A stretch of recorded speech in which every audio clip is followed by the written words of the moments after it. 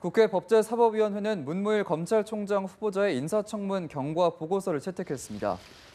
법사위는 종합의견서에서 문 후보자에 대해 수사, 행정, 기획 등 검찰 업무 전반에 걸쳐 폭넓은 경험과 능력을 갖추고 있다고 평가했습니다. 다만 공직자 비리 수사처 설치와 검경 수사권 조정 등 검찰 개혁 방안에 대해 원론적 입장만 견지한 채 개혁의 의지를 분명하게 밝히지 않았다는 의견도 병기했습니다. 자유한국당 소속 권성동 법사위원장은 여당 간사의 요청에 따라 빨리 채택하게 됐다며 보고서 채택에 여야 간 이견이 없었다고 밝혔습니다. 문무일 검찰총장 후보자가 경찰과의 수사권 조정에 사실상 반대 입장을 내비쳤습니다. 고위공직자 비리수사처 신설도 명확한 찬성의 뜻을 밝히지 않는 등 검찰 개혁의 방향성에 견해차를 드러냈습니다. 이재동 기자입니다. 검경 수사권 조정이란 검찰의 직접 수사권을 경찰로 넘기고 검찰은 2차 수사만 전담하게 하는 방안으로 문재인 정부 검찰 개혁안의 핵심 축입니다. 그동안 검찰이 독점해온 막강한 수사 기소 권한을 분산하겠다는 취지인데 문무일 검찰총장 후보자는 반대 의사를 분명히 했습니다. 기록만 보고 기소 여부를 판단하기는 쉽지 않다는 겁니다. 그래서 그런 보완적인 2차적인 수사를 해야 되고 또 일부는 직접 수사를 통해서 특별 수사를 통해서 사회에 있는 부정부패도 바로잡을 필요가 있습니다. 문 후보자는 특히 문재인 정부의 검찰 개혁안을 모두 동의하는 것은 아니라고도 밝혔습니다.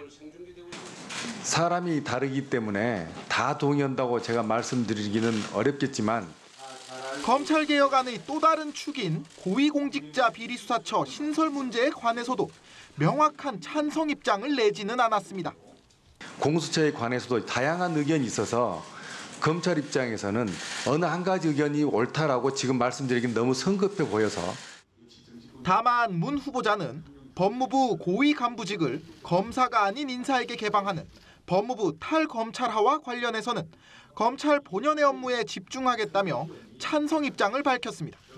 하지만 문 후보자가 청와대나 박상기 법무부 장관이 추진하는 검찰개혁의 주요 사안에 다른 뉘앙스의 목소리를 내면서 청문회 간문을 넘기더라도 향후 개혁 작업이 순탄치만은 않을 것임을 예고했습니다. 연합뉴스TV 이재동입니다. 한국 정부가 한미 자유무역협정 개정 협상을 요청한 미국 정부에 역으로 FTA의 경제적 효과를 먼저 분석하자고 제안했습니다.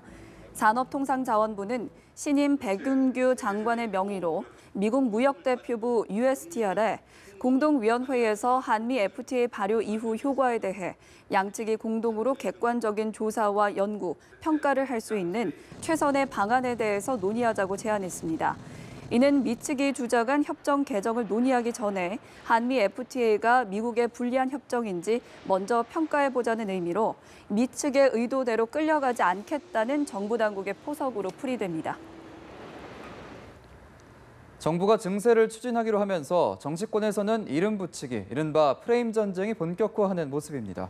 여당에서는 증세 부담이 일부에게만 돌아간다는 뜻에서 슈퍼리치 증세와 핀셋 증세 등의 용어를 쓰고 있지만 야권에서는 포퓰리즘 증세, 증세 폭탄이라는 단어를 밀어붙이고 있습니다. 정영빈 기자입니다.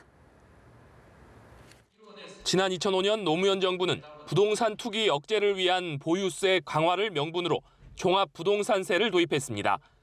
당시 야당인 한나라당은 종부세를 세금 폭탄으로 이름 붙여 강하게 비판했고 여론도 호응하면서 조세 저항이 커졌습니다. 청와대와 여권이 증세 이름을 놓고 고민하는 것은 그때의 실패를 되풀이하지 않겠다는 강한 의지로 해석됩니다. 이에 따라 민주당에서는 증세 부담이 극히 일부에게만 돌아간다는 뜻으로 핀셋 증세, 슈퍼 리치 증세 등의 용어를 쓰고 있습니다. 추미애 대표는 한 발 더 나아가 명예과세라는 새로운 단어까지 들고 나왔습니다. 초대기업과 초고소득자에 대한 과세는 조세 정리의 시금석이 될 것입니다. 저는 이를 두고 초대기업과 초고소득자 스스로 명예를 지키며 사회적 책임을 다하는 명예과세라 부르고 싶습니다. 반면 야권은 포퓰리즘 증세와 표적 증세, 세금 폭탄 등의 단어를 사용하며 강하게 비판하고 나섰습니다. 정부가 무리한 대선 공약을 달성하기 위해 대기업과 고소득자를 겨냥한 표적 증세를 시작했다고 주장합니다. 가공할 세금 폭탄 정책이 이제 현재는 고소득자 또 초대량 기업에 한정되지만 앞으로 이것이 어디까지 연장될지에 대해서는 아무도 예견할 수가 없습니다. 정부의 증세 추진이 본격화되면서 국민 지지를 얻기 위한 여야 간 이름 붙이기, 프레임 전쟁은 갈수록 치열해질 전망입니다. 연합뉴스TV 정영근입니다. 공사가 잠정 중단된 신고리 오류코기에 대한 공론화위원회가 공식 출범했습니다. 석 달간의 활동을 거쳐 오는 10월 공사 완전 중단 여부를 결정하게 되는데요.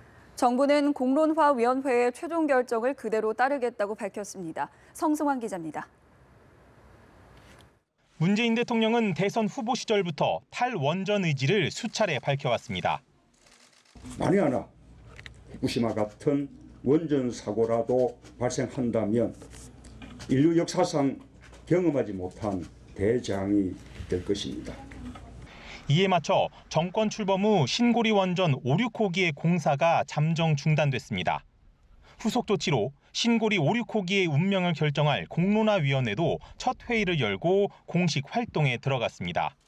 위원회는 위원장 포함 각계 전문가 9명으로 꾸려졌는데 중립성을 위해 에너지 분야 관계자는 처음부터 제외됐습니다. 여기에 위원회는 논의 주관만 할 뿐 건설을 중단할지 재개할지 여부는 시민 배심원단이 최종 결정하게 됩니다. 정부는 어떠한 간섭 없이 공정과 중립 원칙을 철저하게 지켜나갈 것이며 10월경 공론화위원회의 공론조사 최종 결과가 나오면 이를 그대로 수용할 방침입니다. 위원회는 공론화위원 중 한 명이 대변인을 맡아 앞으로 진행 과정을 모두 투명하게 공개할 방침입니다. 사회적으로 찬반이 첨예하게 갈리는 만큼 편향성 시비를 사전에 차단하겠다는 포석으로 읽힙니다.